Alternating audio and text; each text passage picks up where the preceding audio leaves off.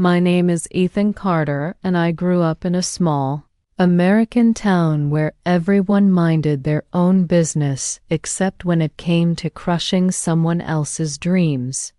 My older sister Madison was the sharpest tongue in the house, and she carried her confidence like a weapon. She worked in a huge downtown company, wore designer clothes, and walked like the world moved for her. I was the complete opposite. I lived in old jeans, used a second-hand laptop, and spent most of my time planning ideas for a business everyone around me believed would fail.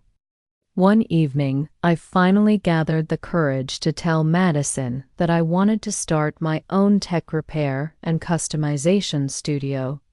I expected curiosity, or at least a neutral reaction, but instead she looked at me like I had told her I wanted to fly to the moon with dollar store wings.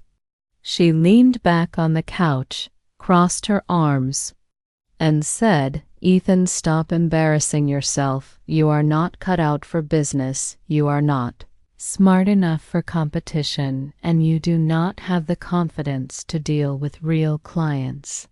She said it so casually, like she was giving weather updates. I felt something crack inside me, because the person who should have supported me was the one tearing me down faster than anyone outside could.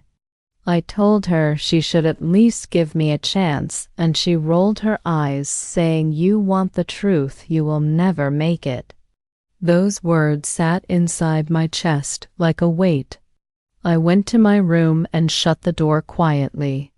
I should have cried or snapped, but instead I opened my laptop and stared at my plans with shaking hands. I whispered to myself, maybe she is wrong. Maybe she is scared of me succeeding. I woke up the next morning with a decision that felt stronger than any pain she caused. I rented a tiny dusty corner inside a forgotten strip mall about 20 minutes from home. The place used to be a storage unit, but I cleaned it, painted it, and turned it into my first small workshop.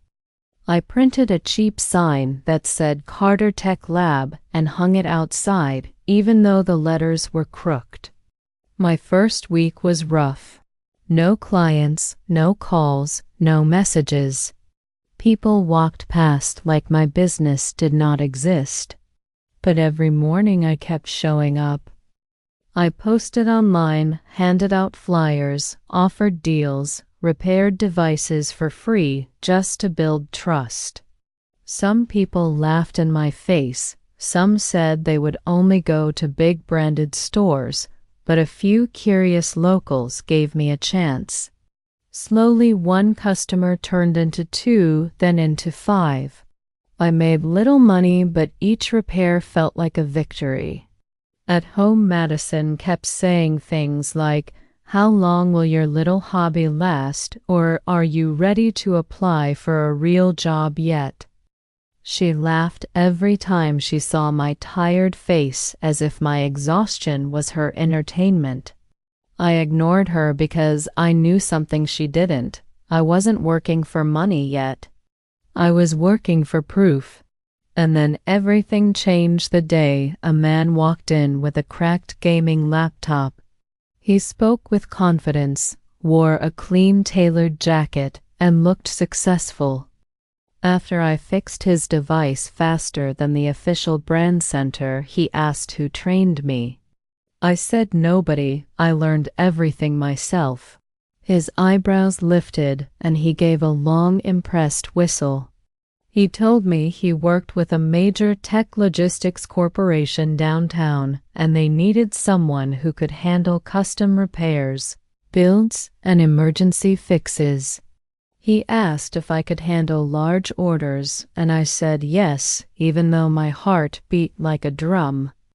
He told me his director would want to meet me personally. I did not know then that this single moment would flip my world and Madison's world upside down in the most poetic way possible. 2 weeks later, I put on my cleanest clothes, fixed my hair 3 times, and took a deep breath before walking into a huge glass building downtown. I had never been inside a place that looked this expensive.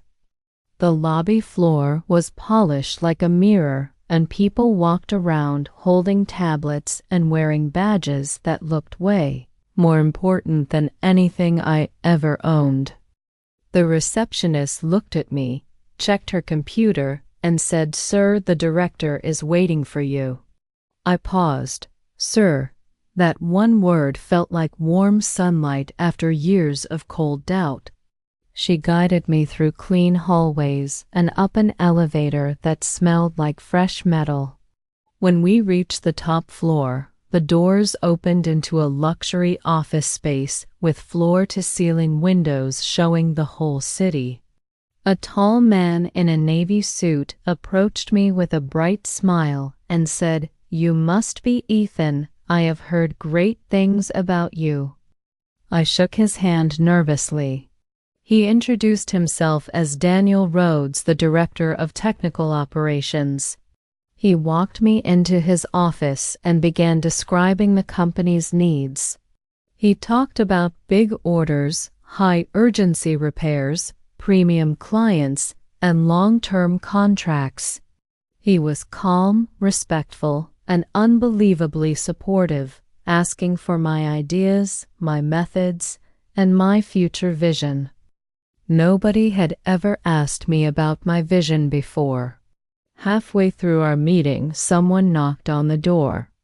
A familiar voice said, "Daniel, I have the reports you asked for." My heart knew that voice before my mind did.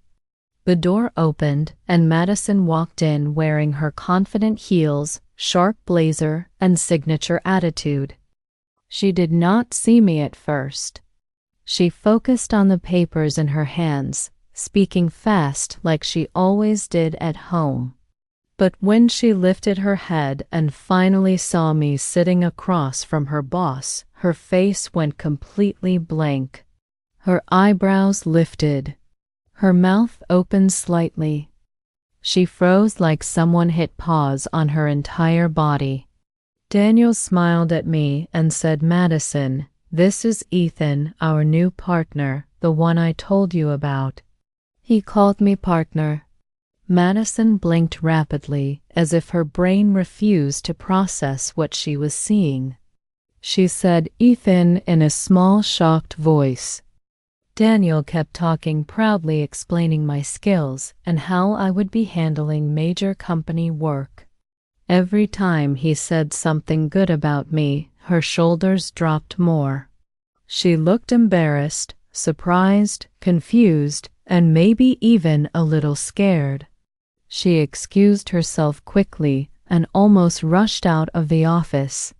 I sat quietly because watching her realize the truth was more powerful than anything I could have ever said to her myself. When the meeting ended, Daniel shook my hand again and said, "Welcome aboard, Sir Ethan. We are lucky to have you." The word "sir" echoed in my head, replaying over and over. Later that evening, when I walked into the house, Madison was already sitting at the dining table. No attitude, no ego, no sarcasm. Her voice was soft when she said, "Can we talk?" She looked nothing like the sister who used to mock me. She looked like someone who finally realized how wrong she had been. She said, "I am sorry." She said it more than once. She apologized for laughing at me, for doubting me, for treating me like nothing while I was building something real. She said, "When I saw you in that office, everything inside me just collapsed because I realized you succeeded without needing me." I did not rub it in. I did not throw her words back at her. I only said, "You should have believed in me." She nodded with tears in her eyes, saying, "I know, and I never will make that mistake again." After that day, everything moved fast. My small workshop expanded into a full store with a clean, modern layout, LED lighting, gaming build stations, and a front desk where customers lined up every morning. I hired 2 technicians from my town and taught them everything I knew. Social media blew up with reviews, videos, and recommendations.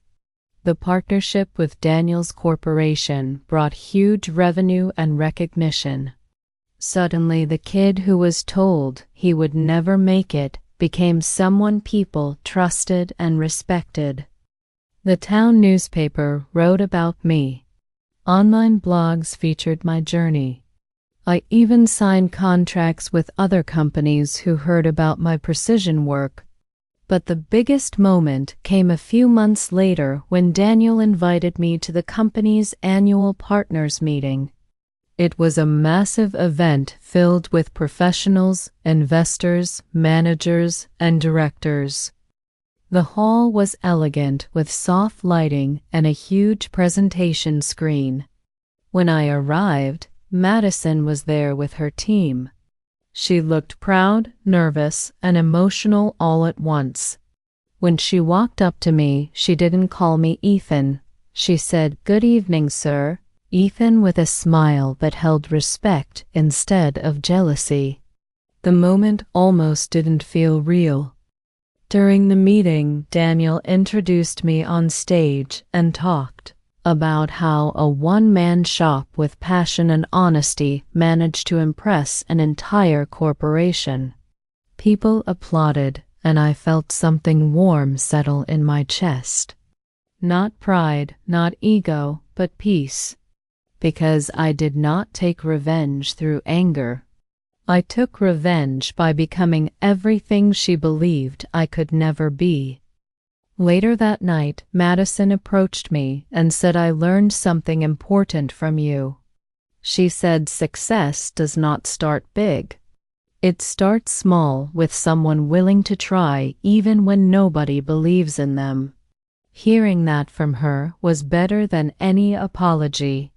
Looking back, I realized that sometimes people closest to you doubt you not because they hate you, but because they fear you will rise higher than they ever did. But life is fair in its own quiet way. It waits for the perfect moment to show the world the truth. My sister once said, "You will never make it," but destiny answered her in the most unforgettable way. When her own boss looked at me with respect and called me sir. And that day, I learned one powerful lesson. You do not need to fight people who doubt you. Just succeed. Your success will speak louder than anything they ever said.